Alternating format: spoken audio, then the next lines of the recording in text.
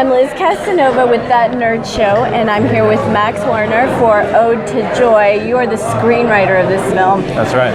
And I'm an empath. Okay. So when I read the description, I was like, oh my gosh, I really have to watch this film. So tell me what the story is.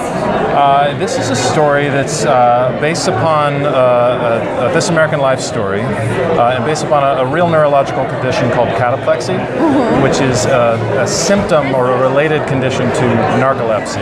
So some narcoleptics have it, some do not.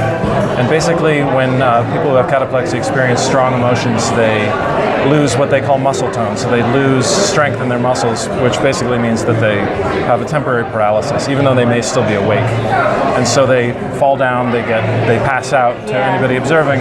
And the number one trigger for a lot of people is joy, is happiness. So the character in our movie has cataplexy, and joy is his number one trigger. So he leads a very sort of sheltered, cloistered life to protect himself from any happiness, anything that might embarrass him or actually cause him danger. And into his life walks a beautiful woman who's very exciting and sort of erratic. And he feels like he needs to take a chance because life's passing him by. And so it's about how can the person who has this real, strange, rare condition find joy for himself and a kind of happiness that he can have. So where did you find this story? I mean, where was it? Did the inspiration come from? Do you know someone with that condition? I don't know. So it was a story on This American Life with Ira Glass NPR story, and it found its way to me through a producer named Mike Falbo, who had heard it and thought this would make a really good movie.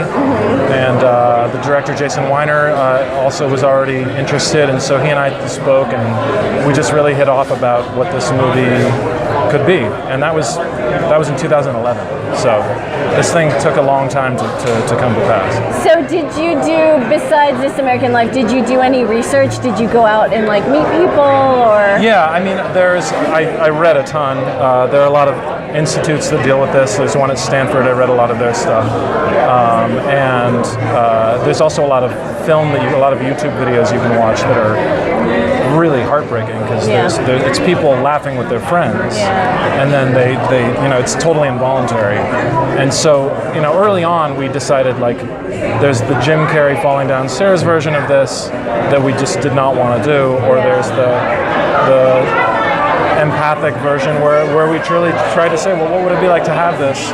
It's a sad thing. It's tragic, but these people, want to lead regular lives. They're otherwise completely not regular people, and they want the same things that all of us want, but they have this thing that can stand in their way. And so it's incurable, even though there are things that can mitigate it. There are drugs and so forth. But there's no getting over it. And so we just said, well, there's no getting over it. How would a person have a life that they want in spite of it? So. Well, we have one nerdy question for you because we're That Nerd Show.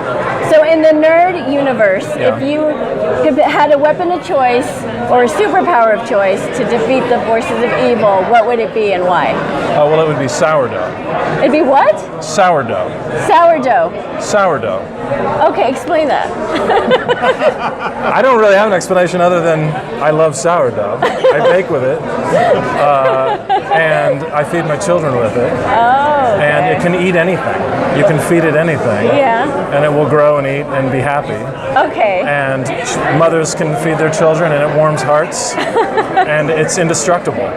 Wow. Okay. That's the first answer to that. Was it supposed to be some Star Wars weapon or something? I'm glad that you didn't say. Great. See, this is why you're a writer, you just, you know. Thank you so much. My Congratulations. pleasure. Thank you.